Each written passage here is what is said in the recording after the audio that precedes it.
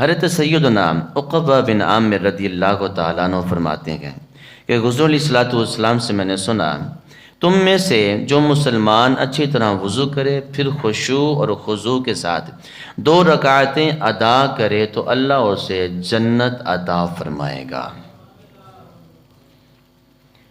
کوئی ایسا بندہ ہے جو چھوٹا سا عمل کرنے پر یہ بات کہہ دے، آپ نے یہ میری بات مانی ہے تو اس کے بدلے میں یہ چیز میں نے آپ کو دے دی ہے، اب نہیں تو پھر آپ کو مل جائے گی۔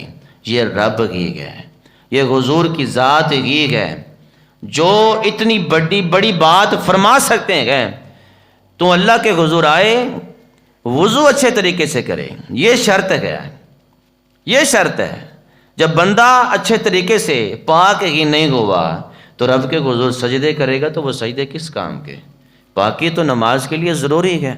جو اچھے طریقے سے وضو کرے، پھر وضو کرنے کے بعد اللہ کے حضور خشوع اور خضوع، جھکنا لوگوں کو دکھانے کے لیے نہ ہو۔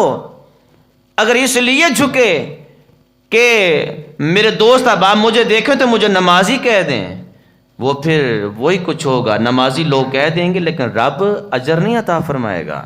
خشوع خضوع اس چیز کا نام ہے کہ اللہ کے حضور اللہ کی رضا کے لیے جھکو، کہ رب کے لیے نماز پڑھ رہا ہوں، اس کا اجر مجھے رب عطا فرمائے گا۔ خشوع خضوع کے ساتھ اللہ کے حضور جھک جائے، 2 رکعتیں ادا کرے تو سرکار فرماتے ہیں کہ اللہ رب العالمین اس بندے پر جنت واجب فرما دیتا ہے۔ اب جنت واجب ہو گئی، جنت لازم ہو گئی۔ اب جس پر جنت لازم ہو گئی ہے وہ بندہ جہنم میں جا سکتا ہے؟ بالکل نہیں جا سکتا۔